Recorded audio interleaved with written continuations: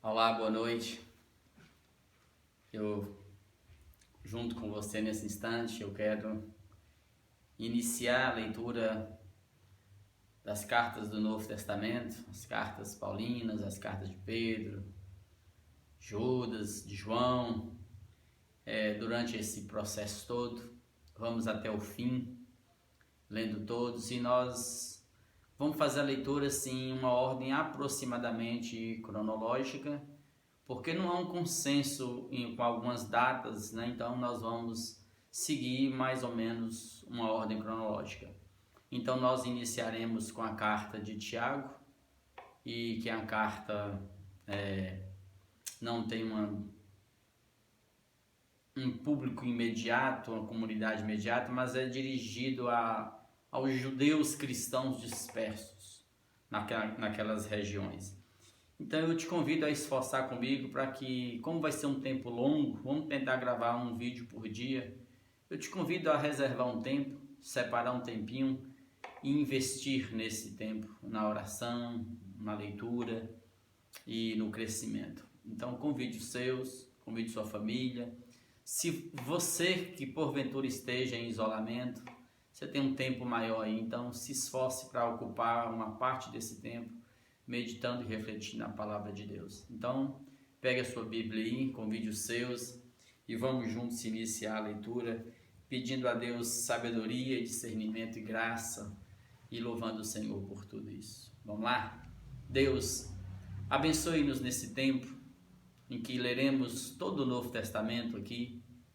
Permita que nós cresçamos, sejamos curados, sejamos alimentados.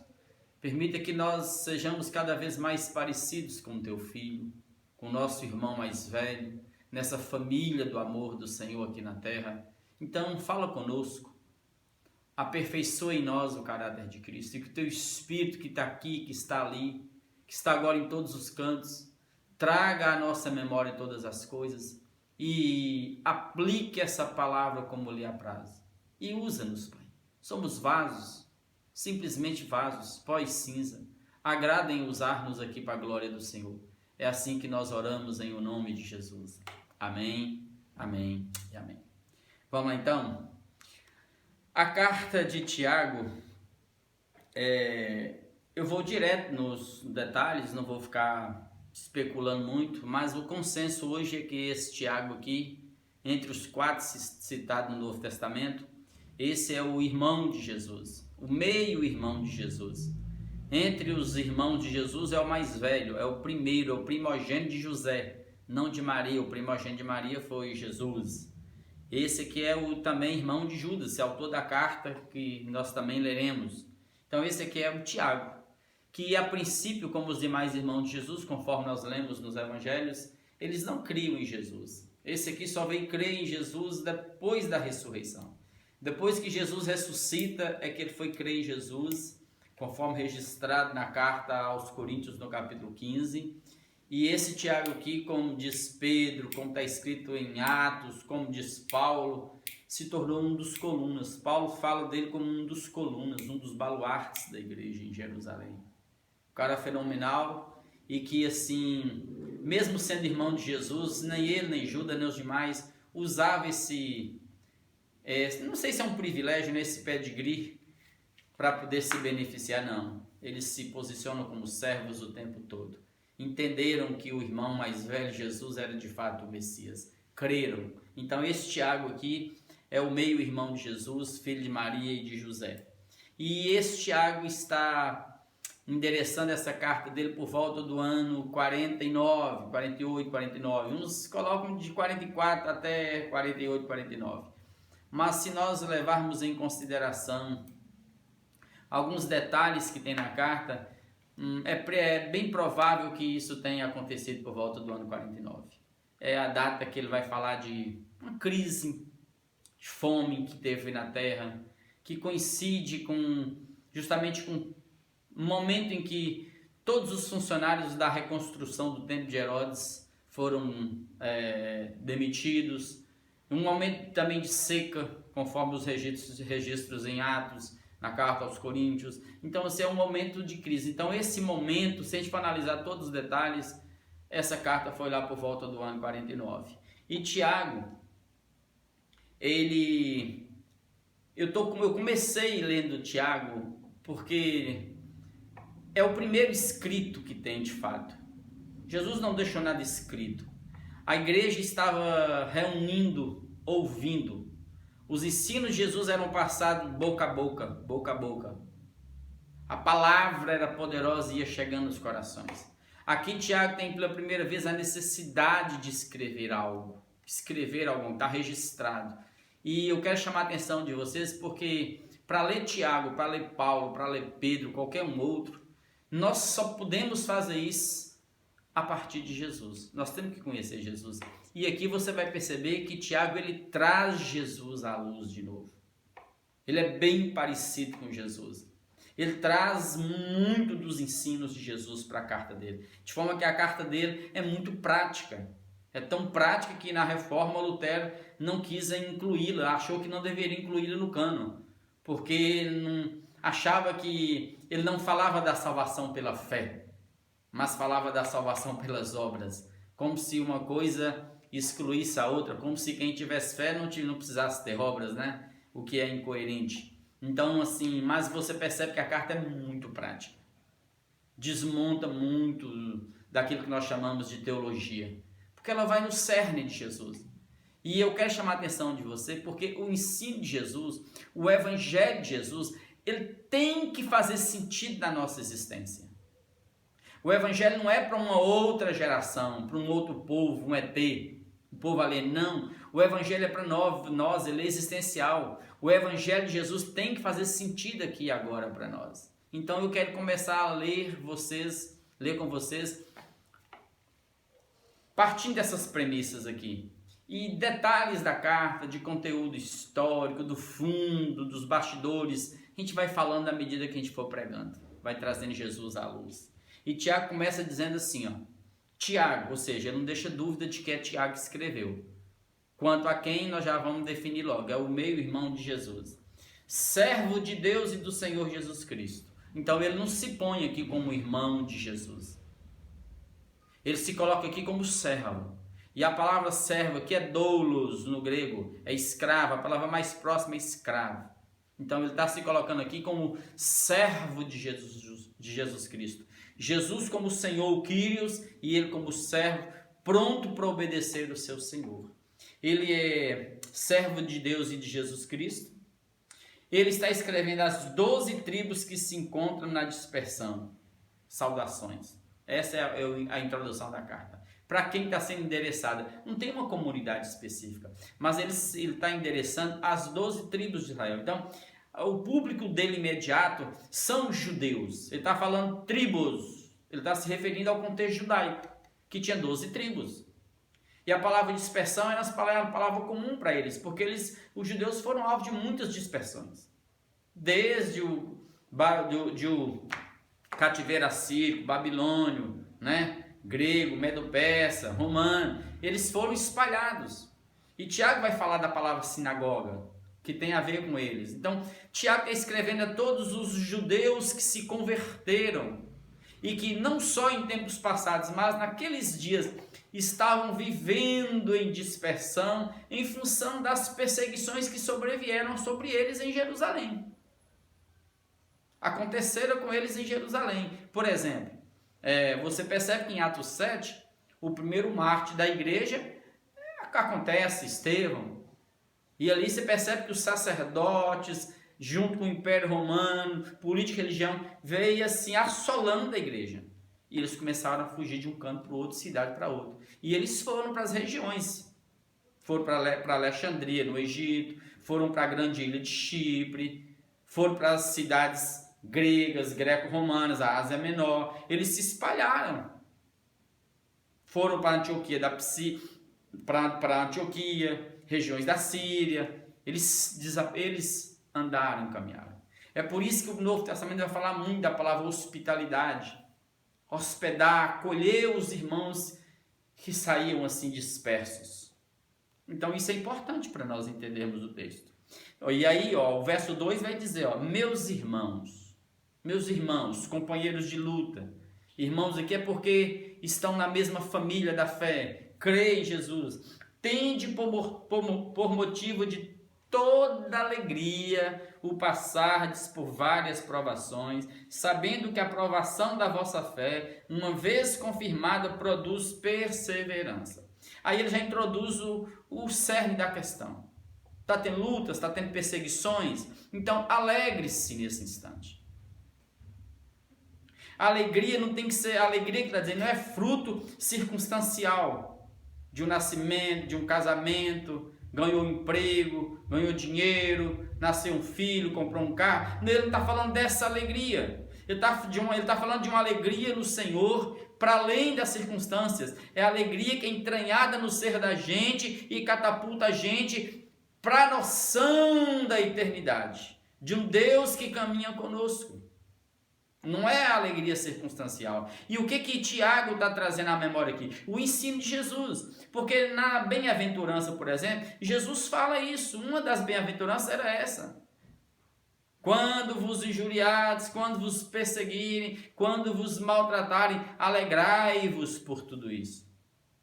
Porque é grande o vosso galardão. Então Tiago está dizendo que a provação, as tribulações é inerente. Acontece comigo e contigo, Jesus também definiu isso. No mundo passareis por tribulações, por aflições. A dor é inevitável, amados. O que Jesus disse, o que Tiago está repetindo, é que quem nasce no chão dessa terra, nesse mundo caído, já nasce sentindo dores, você já nasce chorando. Você sente dores em todos os momentos, dor até para crescer. Adolescente sente dores para mudar de fase. O jovem sente dores para entrar na vida adulta. O idoso sente dores porque vai chegando na fase. É dor o tempo todo. Então o Tiago está dizendo, alegre-se por motivo, tenha por motivo de alegria o passardes pelas provações, pelas tribulações. Porque a provação, a tribulação, o que ela faz? Ela lapida a fé da gente. Ela trabalha a fé, ela produz alguma coisa, como diz Paulo lá em Romanos, no capítulo 5. Que nós devemos nos alegrar, não só na alegria, na esperança da glória de Deus do céu. Eu devo me alegrar também, acima de tudo, nas provações, nas tribulações, sabendo que a tribulação, que a provação produz perseverança. Produz. É a tribulação que produz. Os momentos nossos na terra onde você não experimenta dores, são os momentos que você menos cresce, que você menos aprende. É justamente nos momentos de crise que nós aprendemos. Nosso caráter trabalhado. Então a provação tem a finalidade de produzir em nós essa fé rígida, cristalizada, parecida com Jesus, mais perto de Jesus. E aí ele vai dizer, produz perseverança, porque uma vez que eu vou perseverando, também vou crescendo. A perseverança tem motivo. A perseverança, como ele vai dizer, ora, a esperança, verso 4, deve ter ação completa. Eu não posso nadar e morrer na praia. Então, quando ele fala de perseverança, ele está lembrando da fala de Jesus também. Aquele que perseverar até o fim será salvo. Não se entregue diante das dores. Não se sucumba a este mundo. Se estão pedindo para abandonar o amor, para negar Jesus, para negar a palavra, não negue, vá até o fim, persevere. Não desanime, não se venda, não se traia, não se corrompa, como está acontecendo com os nossos políticos. Aquilo que eu disse outrora já não vale mais. Na hora do aperto, eu faço alianças as mais espúrias, as mais adoecidas, como acontece no mundo político. Eles vendem a alma. O que Paulo está dizendo para mim na carta dele a Romanos é justamente isso. A tribulação vai produzir alguma coisa em nós. E Tiago está repetindo aquilo que Jesus disse. Persevere até o fim. Não desanime. Não se entrega, não se renda a este mundo perverso. A perseverança deve ter uma ação completa. Ao vencedor dar-lhe-ei. É o que vencer, amados. Deve ter ação completa, verso 4, para que sejais perfeitos e íntegros. Está vendo? Perfeitos e íntegros. Sua vida seja alinhada, integrada. Que o seu discurso seja alinhado com a sua prática. Que suas emoções estejam alinhadas com o teu espírito, com a sua consciência.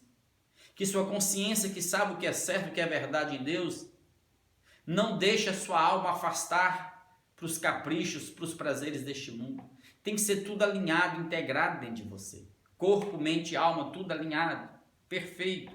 Em nada deficientes, ou seja, o nada deficientes não é no sentido clínico, de eu ter uma deficiência física, mental, não. É no sentido de que o nosso caráter, em nós, exista todas as virtudes de Jesus. Todas as virtudes, fruto do Espírito, aconteçam e existem em nós. O fruto do Espírito é paz, amor, alegria, fidelidade, benignidade, mansidão, domínio próprio. Contra isso não há lei. Então o irmão, eu, você, que cremos em Jesus, nós temos que ir nos tornando cada vez mais parecidos. O nosso caráter, a nossa vida tem que estar sempre se assemelhando à vida do Evangelho. Essa é a primeira fala de Tiago. Já está mandando logo um recado direto àqueles irmãos que estavam vivendo na dispersão. Porque é muito fácil, em tempo de perseguição, você desanimar, retroceder, voltar atrás, se render, vender a alma, como muitos têm feito. Não faça isso. O fim não justifica os meios. Não faça como se está acontecendo no Brasil, aconteceu a vida toda no mundo político. Na hora do aperto, eles vendem a alma. Eles fazem aquilo que outrora eles disseram que não fariam. E por favor, lembre do que está acontecendo no mundo. Compete a mim e a você preservarmos o amor, a verdade e a justiça em nós. Vamos continuar lendo. Se, porém, durante esse processo de provação, de caminhada nossa na existência, em todas as etapas da sua vida, seja no trabalho, em casa, seja na escola, onde que quer, no seu empreendimento, onde quer que seja, se porém algum de vós necessita de sabedoria para enfrentar as crises, as tribulações, as provações, para vencer cada etapa da vida, por favor, ele está dizendo, peça a Deus, peça essa sabedoria a Deus para você vencer as tribulações, porque Deus dá a todos liberalmente e nada lhes impropera, e ser-lhe-á concedido. Ou seja, já é uma oração que eu faço, certo de que Deus já me ouviu. Ou Deus não me deixe roubar, Deus já me atendeu. Ou Deus me dá sabedoria, Deus já me deu sabedoria. O que eu tenho que fazer agora? É não roubar e aplicar a sabedoria. E como é que eu aplico a sabedoria? Conforme Jesus. Eu trago Jesus para minha casa, eu trago Jesus para minha escola, eu trago Jesus para o meu emprego, eu trago Jesus para a minha vida e aplique Jesus ali. Então, quanto mais decisões eu tomo, conforme mais parecido com Jesus, melhor eu cresço e atinjo outras pessoas e pratico justiça no mundo. É assim que é. Agora, vamos lá, Tiago fala assim, ó, peça essa sabedoria a Deus com fé. O que é com fé? É essa fé simples que Jesus te deu. Ou seja, você não tem que pedir a sabedoria para investir em si mesmo, para objetivos espúrios, para enganar os outros, para partir na frente do outro, para deixar o outro para trás. Não. Essa sabedoria tem que ser com fé, uma fé prática no amor, na verdade, na justiça. E peça sem duvidar. Por que sem duvidar? Porque já foi dada a bênção. Salomão pediu a Deus sabedoria e Deus deu a ele sabedoria mais do que ele pediu. Então, a sabedoria não pode estar desatrelada da fé. A sabedoria aqui não é essa sabedoria que eu preciso para me exercer na faculdade, na minha escola. Não é essa sabedoria do mundo, da cultura do mundo, não. É a sabedoria em viver Jesus em cada etapa da sua vida. Pois o que duvida, o que pede duvidando, é semelhante à onda do mar, impelida pelo vento. Não supõe esse homem que alcançará do Senhor alguma coisa. Então, a onda do mar é lá em cima, é cá embaixo. É vale e é pico e é vale. Não pode ser inconstante. Tem que ser uma fé que produza, que cresça constantemente. Não pode ser como a onda do mar. Esse homem, verso 7, duvidoso, que está pedindo simplesmente por objetivos escusos, sem essa fé centrada em Jesus, ele não vai alcançar do Senhor alguma coisa. Ele não vai conseguir. Não é porque Deus não quer dar, é porque ele vai pedir para usar seu benefício próprio. Vai dar errado, vai falar assim, Senhor, o Senhor não me deu. Deus fala assim, eu te dei. Você não está usando conforme o filho. Imite o meu filho. Olha a sabedoria de Jesus. Olha como que Jesus aplicou a sabedoria dele no viver dele. E olha como que ele soube lidar com cada situação, em cada encontro, em cada realidade que ele enfrentou. O homem desse jeito, de ânimo dobro, vacilante, né? Vacilante, titubeante, homem inconstante, em todos os seus caminhos não vai conseguir. Esse homem que nos seus caminhos é vacilante, titubeante, é como a onda do mar, é lá em cima, é cá embaixo, não vai conseguir do Senhor muita coisa. Então, por favor, esse é o primeiro ensino de Tiago para os irmãos da dispersão. E aqui não vale só para os judeus na dispersão, é para todos os cristãos de todos os tempos, porque tem a ver com a nossa vida. Então saiba de uma coisa, lembra de Jesus, passaremos por tribulações? Passaremos. A dor é inevitável? É inevitável. Agora, por favor, não empreste à dor o sofrimento que não precisa. Tem gente sofrendo porque não sabe enfrentar com sabedoria cada etapa da sua vida. Verso 9, por favor. O irmão, porém, de condição humilde, e aqui humilde está falando no sentido da renda, é o pobre mesmo na linguagem nossa, capial, rural nossa. Hoje você não pode nem mais falar nesses termos. Então, Tiago está usando o termo assim, o irmão de condição humilde. Humilde que é o irmãozinho que não tinha condições financeiras. Eram os camponeses, eram os escravos, que naquelas comunidades congregavam e estavam juntos com alguns irmãos que eram proprietários, eram mais ricos. Foram se achegando, como Nicodemos, como José de Arimateia, como Maria Madalena, que tinha umas certas finanças. Então, o irmãozinho humilde, simplesinho, não se sinta discriminado, rejeitado, como acontece nas comunidades. O fulano nem olha para nós, fulano despreza. Não é que despreza, é a gente mesmo que se boicota, é a autoestima da gente que é baixa, é a gente que já fica chegando murmurando. Então, ele está dizendo assim, o irmãozinho de condição humilde, glorie-se na sua dignidade. Seja digno. Digno de ser chamado cristão, um pequeno Cristo, um discípulo de Jesus. Seja honesto, seja leal, seja íntegro, saiba entrar, saiba sair, não fica olhando para a roupa de ninguém, para quem tem mais, para quem tem menos, não se compara com ninguém, porque se você se comparar com alguém, você já perdeu. Se eu me comparar com minha esposa, com qualquer um, eu já perdi, eu tenho que ser eu. E eu tenho que ser eu mesmo conforme Jesus, parecido com Jesus, com dignidade. E o rico, verso 10, que está no contexto do grupo, da comunidade, e que tenha mais, você vai se gloriar em quê, rico? O Tiago vai dizer, glorie-se na sua insignificância. Porque se você colocar o seu coração naquela riqueza, vai adiantar o quê? É insignificante aquilo. Aquela riqueza é ilusão. Ela vai te levar até ali, vai te dar um pouco das glórias daqui da terra, mas só isso. Vai ser como a igreja de Laodiceia. Rica e abastada. Mas Jesus dizendo, tu és pobre, cego, nu e miserável. Por que isso? Por que Tiago está falando isso? Ele está sendo duro com os ricos? Não. É proibido ser rico? Não. O capitalismo, entre aspas, passa por Jesus? Passa. Jesus é capitalista? Não. O evangelho é comunista? Não. O comunismo passa, Jesus passa. Mas Jesus não tem aqui o prumo de nenhum dessas ideologias marxistas, calvinistas, arminianistas. Não tem isso.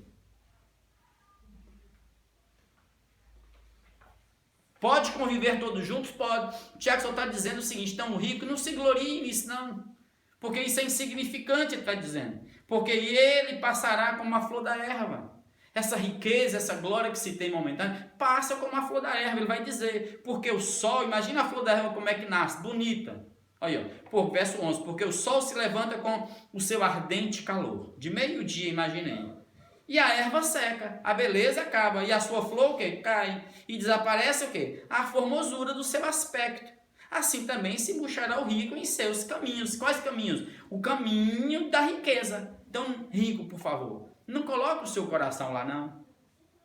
Pegue o seu irmãozinho mais pobre, pobre entre aspas, pegue o seu irmãozinho rico, caminhem juntos. É isso que Paulo propõe, é isso que Jesus propõe. Socorre um ao outro, ajudem-se mutuamente, não se comparem, não se levantem uns contra os outros, mantenham-se alegres em Jesus, satisfeitos, não pelas riquezas, não pela pobreza, mas pelos nossos nomes escritos no livro da vida. Aprendam a viver em toda e qualquer situação, e lembrem nesse momento, você vê que ele já está mostrando algo que tem que ser tratado, ou seja, já tinha problemas no contexto da igreja, nas reuniões deles, e Paulo vai falar isso mais na frente aos Coríntios. Cresçamos juntos. A fala aqui é o seguinte: vamos nos unir. Não deixe as diferenças, as posições sociais afastar-nos do amor de Jesus. E não levante bandeiras, nem A nem B. Lembrem, a nossa bandeira é Jesus, o nosso alvo é o Evangelho. Vamos orar nesse instante, porque eu estou vendo o mundo caminhando assim, dividido. Ricos e pobres vão para as ruas e brigam, e nós estamos vendo agora isso tudo de volta, não só na riqueza e na pobreza, mas agora é na cor, é branco, é preto. Começa na América, aí inconscientemente vem no coletivo e que vem para cá, invade. E a minha preocupação aqui é o quê? É porque tem cristãos envolvidos nesse processo, usando o Evangelho de Jesus erroneamente, dizendo-se crer em Deus, mas perderam a isenção, a capacidade de orar, de depender de Deus, e estão defendendo ideologias adoecidas e perversas que chegam ao nível da loucura. Agora é hora de nós nos unirmos em torno de Jesus e mantermos o amor em nós. E mantermos o amor em nós. Dá para caminhar juntos, como diz Paulo. Quem colheu demais, quem muito colheu não teve demais, e quem pouco colheu não teve falta, para que haja igualdade. O que não pode é deixar esse abismo acontecer na terra, porque os pobres Deus deixou, foi para nós cuidarmos deles, e cuidarmos deles nas necessidades, e nós também devemos cuidar de todos. Então vamos nos unir. Você que tem um pouco de recursos deste mundo, você que não tem, unam-se, amor. Supra as necessidades uns dos outros e vamos caminhar juntos. É o que Tiago está propondo para essa comunidade. Porque Jesus falou que os pobres nós sempre os teríamos conosco. E estamos tendo a oportunidade agora, mais do que nunca, de fazer o bem na terra. Como Paulo diz, né? Nunca deixou de fazer. Tudo que a igreja pediu para ele, falou assim: não esqueça, Paulo, dos pobres. Pedro pediu. E Paulo disse que jamais esqueceu dos pobres. Então vamos juntos, ricos e pobres, que estão na mesma comunidade. E eu estou usando a palavra rico e pobre, que é a linguagem de Tiago, é a linguagem do Novo Testamento. Não é pejorativo, não, gente. E não quero fazer apologia a nada. Eu quero dizer que o Evangelho é maior que tudo, o amor é maior que tudo. E nós temos que nos unir em nome de Jesus. Pai, obrigado por essa carta que iniciamos. Obrigado pela vida de Tiago, que se tornou uma coluna da igreja. Obrigado porque o poder da ressurreição adentrou o coração e as entranhas dele, as vísceras dele. E ele se tornou um grande homem. Obrigado pelos irmãos, Pai, que sobreviveram e que por meio deles, Pai, o Evangelho chegou até nós. Obrigado por esse momento em que nós nos encontramos aqui na terra, no Brasil, especificamente aqui na nossa região onde estamos. Ajuda-nos a sermos melhores do que somos. Ajuda-nos a sermos mais amorosos, mais parecidos com Teu Filho. Deus, que o Teu Espírito, assim como usou o Tiago para trazer à memória de todos o Evangelho, as palavras de Jesus, o viver de Jesus, que o Teu Espírito em nós, Pai, oh Deus, suscite em nós o que há de melhor, Pai, conforme o Evangelho. Que o Senhor suscite os dons do Senhor em nós, a justiça, a verdade, a misericórdia, oh Deus, a fidelidade e a alegria, que o nome do Senhor seja exaltado. Cura os que estão feridos, estão machucados, ministra o Teu poder sobre nós neste lugar, e abençoe-nos nessa caminhada, na leitura do Novo Testamento. Obrigado por este momento, em nome de Jesus. Amém, amém e amém.